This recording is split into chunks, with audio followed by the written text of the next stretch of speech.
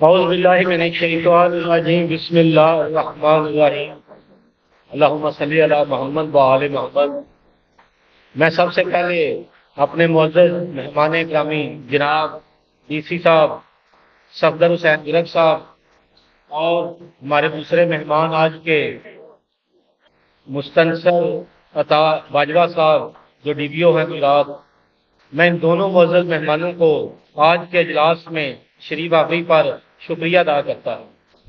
اور اس کے ساتھ ساتھ میں اپنے تمام معزز ممبران کا بھی شکریہ ادا کرتا ہوں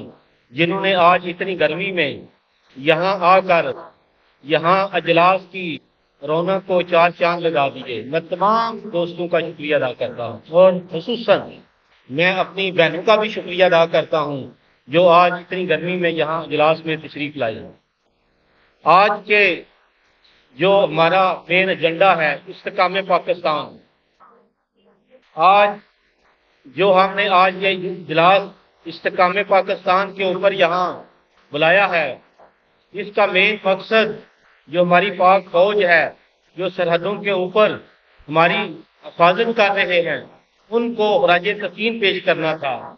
میں صرف 2-3 باتیں کر کے وائنڈ اپ کروں گا، باتیں تو بہت زیادہ کرنے کے لیے۔ یہ جو ہمارا ملک پاکستان ہے اس میں پنجابی، سندھی، بلوچی، پٹھان ہر زبان کے بندے رہتے ہیں، ان کے اپنے کلچر ہیں، اپنی روایات ہیں، لیکن یہ تمام کے تمام جو قوم ہے ہماری، یہ پاکستان میں اسلام کے جھنڈے کے نیچے ایک ہیں، اور انشاءاللہ تعالی یہ جو ہمارا پاکستان ہے یہ دنیا میں ریاست مدینہ کے بعد دوسری ریاست ہے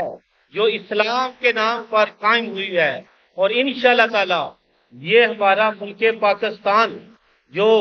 جسے پوری دنیا میں مسلمان جو ہے اسلام کا قلعہ کہتے ہیں، یہ واقعی اسلام کا قلعہ ہے، اور انہوں نے یہ اس جنگ میں ثابت کیا ہے کہ یہ مضبوط ترین اسلام کا قلعہ ہے۔ میں صرف 2-3 باتیں عرض کرتا ہوں۔ انڈیا بڑی باتیں کرتا تھا، ہم نے بڑی ٹیکنالوجی میں پتہ نہیں کہاں کیا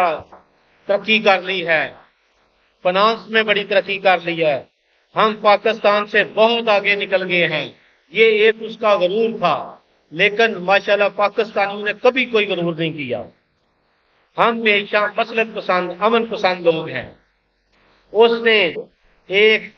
وجہ بنا کے جھوٹی جس کے اوپر ہم نے بڑا کلیئر انہیں میسج بھیجا کہ اس کے اوپر آپ ثالثی بنا لیں، بندوں کا پوائنٹ کر لیں، انٹرنیشنل کوئی کمیٹی بنا دیں، اس کے تحت اس کا فیصلہ ہو جائے، لیکن اس کے اندر غرور تھا۔ اس کے تحت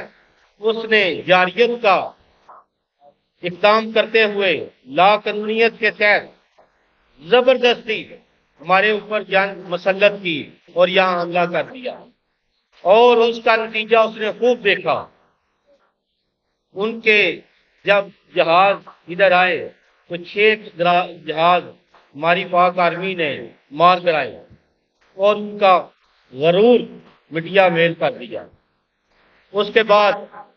ہماری جب باری آئی تو ہم نے کوئی پیچھے سے وار نہیں کیا، بلکہ پوری دنیا کو بتایا کہ بھائی ہم صرف ڈیفنس کر رہے ہیں، اور جو اس نے جاریت کی ہے صرف اس کا جواب دیں گے، اس کے علاوہ ہم کچھ نہیں کریں گے۔ اور فجر کے بعد جو ہماری اسلام کی روایت ہے نبی پاک صلی اللہ علیہ وسلم سے چل رہی ہے، ہم اسی طریقے کا صبح نماز پڑھ پائلٹ ہیں، ان کے اندر ایمانی جذبہ تھا۔ جب یہ انڈیا والے لڑتے ہیں تو ان کے اندر خوف ہوتا ہے، جب انسان کے اندر خوف ہوتا ہے تو وہ فیصلے صحیح نہیں کرتا، وہ حکمت عملی نہیں بنا سکتا، لیکن ان کے مقابلے میں ہماری جو پاک فوج تھی، ہمارے جو جوان تھے وہ ایمان سے سرشار تھے۔ ہم جب لڑائی کرتے ہیں، جنگ کرتے ہیں،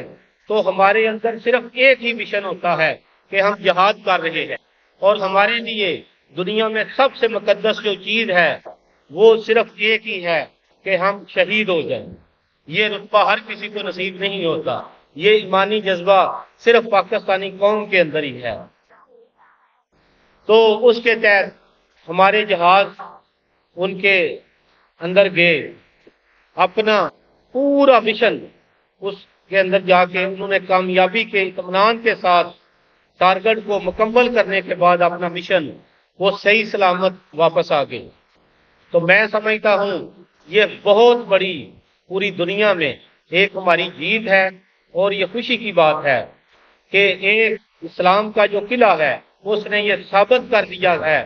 کہ اگر ہم ڈیفینس پہ آئیں تو ہمارے جیسی کوئی دنیا میں طاقت نہیں ہے۔ کیونکہ ٹائم کافی ہو گیا ہے، دوست بھی بڑی بے صبری سے کافی دیر سے بیٹھے ہوئے ہیں، تو اس کو میں وائنڈ اپ کرتا ہوں، باتیں تو اور بھی ہیں کرنے کے لیے، تو میں ان الفاظ کے ساتھ اجازت چاہوں گا۔ کرتاس کے چہرے پہ ایک لفظ لکھا میں نے، اس لفظ کی خوشبو سے ہر چیز معطر ہے، اس لفظ کی کرنوں سے ہر چیز منور ہے، وہ لفظ مکمل ہے، وہ لفظ محمد صلی اللہ علیہ وسلم۔ پاکستان زندہ باد، آرمی، پاک آرمی۔